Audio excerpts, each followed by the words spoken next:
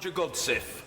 Mr. Speaker, I was one of the lucky generation who was brought up in a country with a social market economy run by governments, both Labour and Conservative, which believed that the state had a duty to provide a safety net for its citizens, not to abandon them to the instabilities of unregulated markets. There was a post-war consensus of politicians, including many one-nation Conservatives, people like Macmillan, Butler, McLeod and others, who rejected what Ted Heath, as PM, called the unacceptable face of capitalism. The images of mass unemployment, soup kitchens, repercussions of the 1929 stock market crash were to be banished forever. Therefore, Mr. Speaker, I never believed for one moment that 50 years later I would be participating in a debate in this House, living in a country with the 7th largest economy in the world, discussing why 41,000 people in the West Midlands and countless others throughout the country are having to rely on modern-day soup kitchens, food banks, in order to feed themselves and their families. I give way. I'm very grateful, honourable gentleman, for the opportunity to support his point, because he's probably aware that the gap between the richest 1% in the United States of America is now the largest since the 1920s, the very decade he's mentioned. And the incomes of the top 1% have gone up by 20%, while the incomes of the 99% have only gone up by 1%. It's those tectonic plates are changing. I thank the honourable member for those comments, and I'm aware of them. Mr. Speaker, in my constituency is the Sparkhill Food Bank, which feeds hundreds of people every week. And I would like to share with this House the comments of somebody who's used that food bank. She's a young lady who lives in the Moseley area of my constituency, and she says, "This time last year I was working full-time in a well-paid job, but lost my job. I found temporary work. That ended in February this year.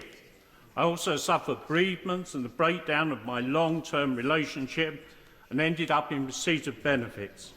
I got into debt with all my utility bills, and most of my job seekers' allowance was used to pay Empower and Severn Trent Water." I will. Thank you. Can I thank my honourable friend for giving way? I've been told by the food banks in Widnes and Runcorn in my constituency that they're seeing an increasing number of people without gas or electricity, and therefore the food they can supply to them is inappropriate. They're now having to look at what type of food they give to their clients. So it's not actually a matter of what food is denoted, it's what food people can actually have and use. I hear exactly what my honourable friend says. Mr. Speaker, she goes on to say, "At my lowest, I was living off £5 a fortnight.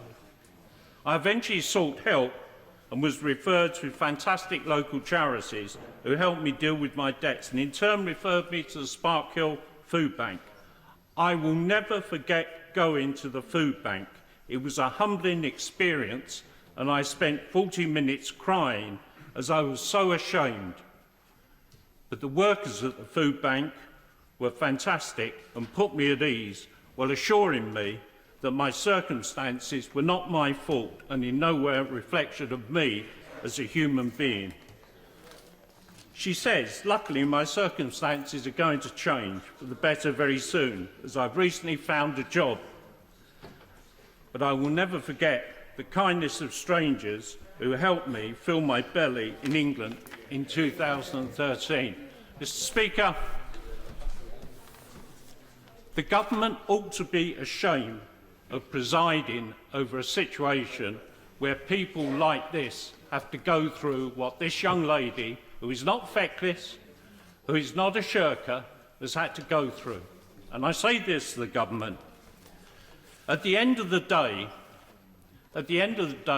lives are going to be scarred by the humiliation of forcing people into food banks, and not just individuals, but their children as well.